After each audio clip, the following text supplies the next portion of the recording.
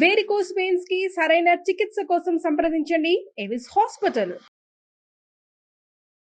నమస్తే రమ్మగారు. నమస్తే జయ. మంచి చందమామ కథ ఒకటి చెప్పండి అండి. చిల్లర నాణ్యాల కథ చెప్తా. ఎప్పుడో చూసే జయ దీన్ని నేను. కాకపోతే ఆ అంకెలు కొంచెం కన్ఫ్యూజ్ అయ్యి, ఇప్పుడు మనం రూపాయలు, పావలాలు, అర్ధ రూపాయలే మనకు తెలుసు. నాకు తెలిసే నాటికే అణాలు, అర్ధనాలు, బేడలు పోయినాయి. ఇక్కడ హైదరాబాద్ వచ్చాక చారానా, బారానా, అఠానా అనేవాళ్ళు. అదేంటో కూడా బాగా అర్థమైతే తెచ్చేది కాదు. ఒక సంవత్సరం 2 ఏళ్ళకి అణాలు అన్ని గాలలు పోయినాయి. ఓకే, బారానా అంటాం, తగ్గిపోయింది. అయితే దాని మీద ఈ కథ అనమాట. ఒక ఊళ్ళో ఓ రాముడు అని ఒక పిల్లవాడు ఉండేవాడు. వాళ్ళ అమ్మ చాలా పెద్దది, ఆవిడకి లేటు వయసులో పిల్లవాడు పుట్టాడు. వీడికి ఒక 10-12 ఏళ్ళు వచ్చేసరికి వాళ్ళ అమ్మ పెద్దదైపోయింది, తండ్రి లేడు. వాడే ఆ పని ఈ పని అన్ని పనులలో తల్లికి సహాయం చేసేవాడు. వీడికి ఒక 15 సంవత్సరాలు వచ్చేసరికి అమ్మ ఇంచుమించుగా మూల పడిపోయింది. వాడేదో ఆ పని ఈ పని, వాళ్ళ ఇంటికో వీళ్ళింటికో పనికి వెళ్ళేవాడు. వాడి పావలా 10 పైసలు ఎట్లా కోట్లా కాచిపోసేది. క్రమంగా కాచిపోయటం కూడా తగ్గిపోయి వీడే కాచటం కూడా వచ్చేసింది. చివరికి ఒకనాడు అమ్మకి అంత్యకాలం సమీపించింది. ఆవిడ ఏం చేసింది, చెంగుకు ఒక మూట కట్టుకుని ఉందిట. ఆ చెంగులోంచి అంత చిల్లర నాణ్యాలు తీసి, నాయన నీకు రెక్కలు తప్పిస్తే ఏమి ఇవ్వలేదురా, కానీ ఇంతకాలం నన్ను సాకేవు నువ్వు, ఈ చిల్లర పెట్టుకో. నేను ఎన్నేళ్ల నుంచో దాచిన డబ్బు ఇది. నేను నీతో ఉన్నట్టే, నీకు మంచి జరుగుతుంది, నువ్వు మంచివాడివి, బుద్ధిమంతుడివి. తల్లులు వృద్ధాప్యంలోకి వస్తే ఇదేమి చేసి పెట్టదు మనకి అని వదిలేసి వెళ్ళిపోతున్నారు ఈ కాలం పిల్లలు. నువ్వు అట్లా చేయలేదు, పెద్దదాన్ని నన్ను చివరి దాకా సాగదీసావు కాబట్టి ఈ డబ్బు నీకు మేలు చేస్తున్నాను. ఒక 4 చిల్లర కాసులు వాడి చేతిలో పెట్టింది. సరే, చనిపోయింది. చుట్టుపక్కల వాళ్ళ సహాయంతో ఏదో తల్లిని మట్టి చేసేసాడు పిల్లాడు.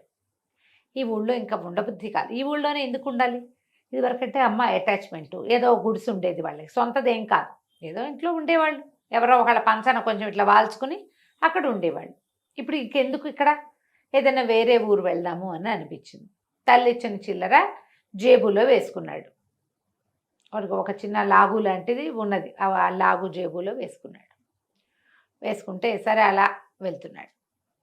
వెళ్ళగా ఆ పంచన ఈ పంచన అన్నం తినేవాడు. మామూలుగా ఆ ఊళ్ళల్లో ఇది వరకు బిచ్చగాళ్ళు ఏమి ఉండేవాళ్ళు కాదమ్మా, అతిథులు అభ్యాగతులు అనేవాళ్ళు.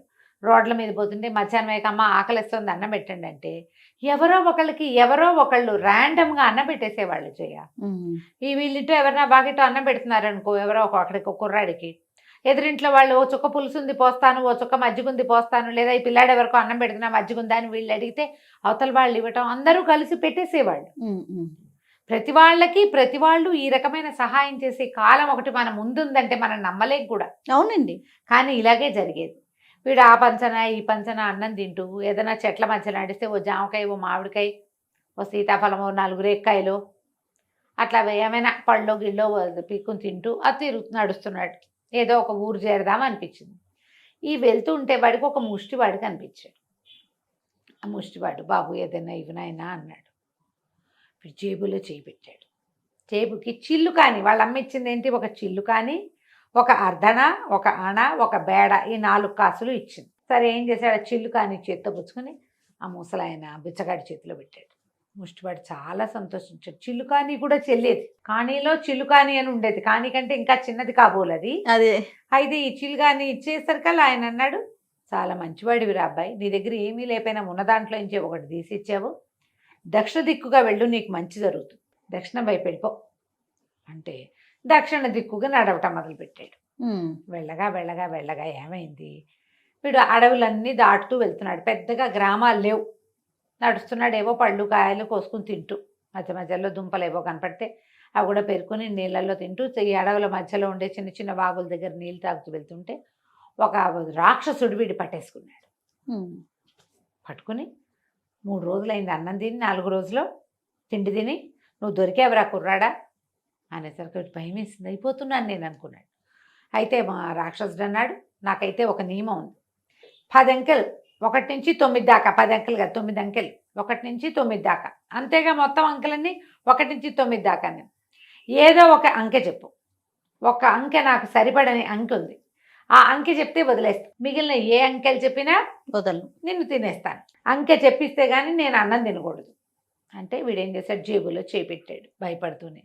భయపడితే వీడికి అర్ధన తగిలింది. అర్ధన రూపాయిలో 3వ భాగం, అంటే 3 వంతులు అనమాట అది. అంటే అలా ఏమనాలి, 3 అదంటే 3, 6, 12, 24నో లేకపోతే ఇంకా తక్కువో వీడు ఆలోచించి అది 3 భాగాలన్నమాట. అది మామూలుగా 16 అణాలు కదా, 16 అణాలు. 1 రూపాయి అంటే 16 అణాలు ఆ రోజుల్లో.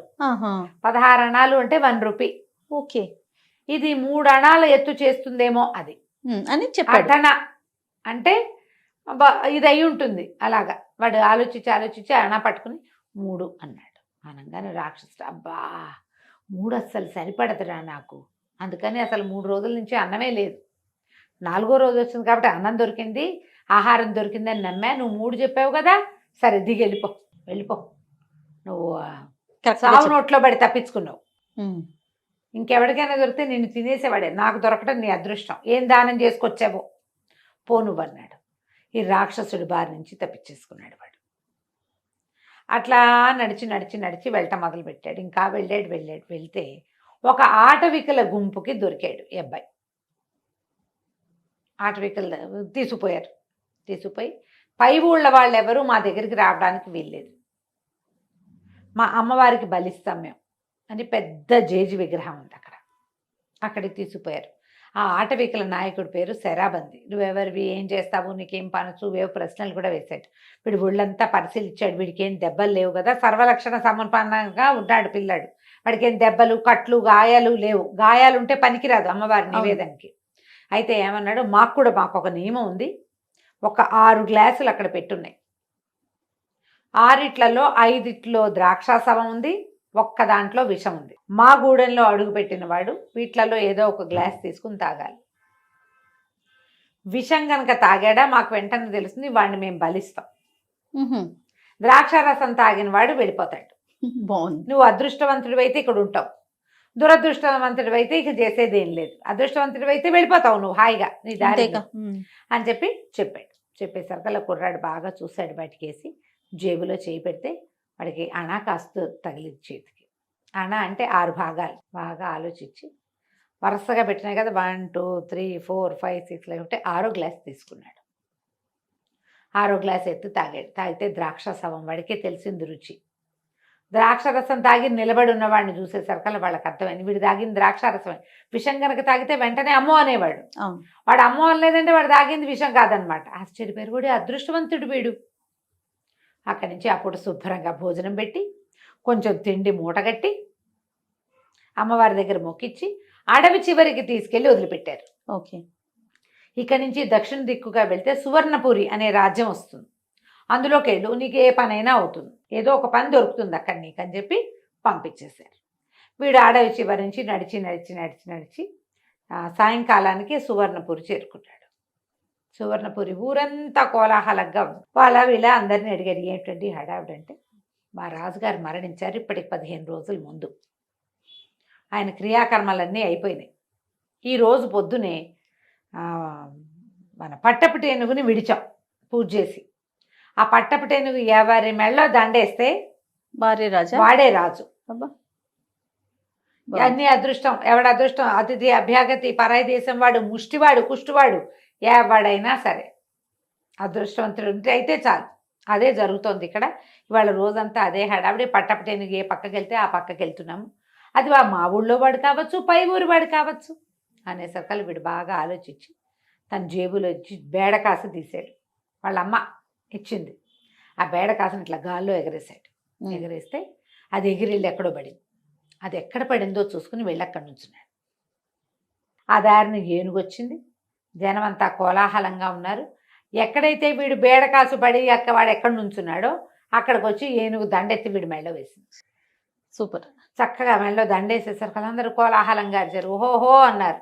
నీ పేరేమిటానంటే రాముడు, రామరాజు అయిపోయాడు. ఏనుగు కింద కూర్చోబెట్టి దాని మీద హౌదా ఎత్తి పెడతారు కదా, హౌదాలు ఎత్తుతారు. దీన్ని తీసుకెళ్ళి, ఈ కుర్రాన్ని తీసుకెళ్ళి అందులో దాని మీద కూర్చోబెట్టి హౌదా ఎక్కిచ్చేసి తీసుకుపోయి రాజుని చేశారు. ఆ చిల్లర నాణేలు మొదటిసారి బిచ్చగాడికి చేసిన దానంతో వీడికి అదృష్టం పట్టింది. రెండోసారి చేసిన కాసుతోటి వాడికి చావు తప్పింది. మూడోసారి కూడా చావు తప్పి 4వ సారి ఏమైంది, అబ్బాయికి రాజు అయ్యే అవకాశం వచ్చింది. పురాతనమైనవి పెద్దవాళ్ళు ఇచ్చిన వస్తువుల్ని పారేయకండి. వాళ్ళు చెంబులు చాట్లు ఇస్తే చెప్పలేను, ఏదైనా చిన్నది ఇస్తే దాచు. అది మీకు అదృష్టాన్ని కలిగించవచ్చు.